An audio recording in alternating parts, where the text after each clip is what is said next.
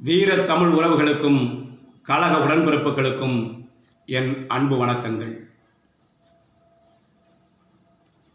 திராவிட முன்னேற்றக் கழகத்திலே கூட்டணியிலே அங்கம் வகிக்கின்ற மறுமலர்ச்சி திராவிட முன்னேற்றக் கழகத்தினுடைய பொதுச் செயலாளர் வைகோ பூரண மதுவிலக்கை தமிழக அரசு அமல்படுத்த வேண்டுமென்று வருகின்ற ஜனவரி 2ஆம் தேதியன்று திருச்சியிலே நடைப்பயணத்தை துவங்க இருக்கிறாரா? துவக்குவது யார் தெரியுமா?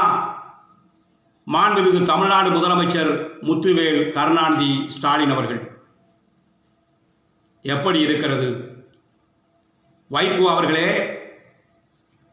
2021 தேர்தல் களத்திலே தேர்தல் வாக்குறுதியாக பூரண மதுவிலக்கு என்று திமுக அறிவித்தது நிறைவேற்றியதா? பூரண மதுவிலக்கு வேண்டாம், தமிழகத்திலே படிப்படியாக குறைக்கலாம் அல்லவா? 56 மாதங்களில் விடியாத அரசு எத்துணை ஆயிரம் மதுக்கடைகளை மூடியிருக்கிறது. மதுக்கடைகள் திறக்கின்ற நேரத்தை இல்லாதாவது குறைக்கலாம் அல்லவா? மதுபான ஆலைகளை மூட வேண்டும் என்று நீங்கள் நடைப்பயணம் தொடர்ந்திருந்தால் உங்களை வாழ்த்துவோம். தமிழகத்திலே மதுபான ஆலைகளில் யார் நடத்துகிறார்கள்? திராவிட முன்னேற்றக் கழகத்தினுடைய நாடாளுமன்ற உறுப்பினராக இருக்கின்ற ஜெகதர்ஜகன், TR பாலு, கனிமொழி கருணாநிதி ஆகியோர்கள் நடத்தி கொண்டிருக்கிறார்கள். அந்த ஆலைகளை மூடச் சொல்லி இருந்தால், நீங்கள் நடைப்பயணம் மேற்கொண்டிருந்தால் உங்களை பாராட்டுவோம்.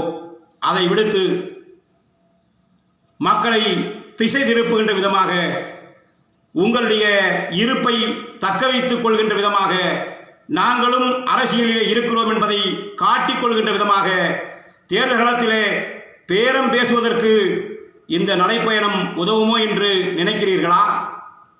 தமிழ்நாட்டு மக்களே, இந்த விடியாத ஆட்சியிலே போதைப் பொருள் கலாச்சாரம், மது ஒழிப்பு எப்போதும் நடைபெறாது.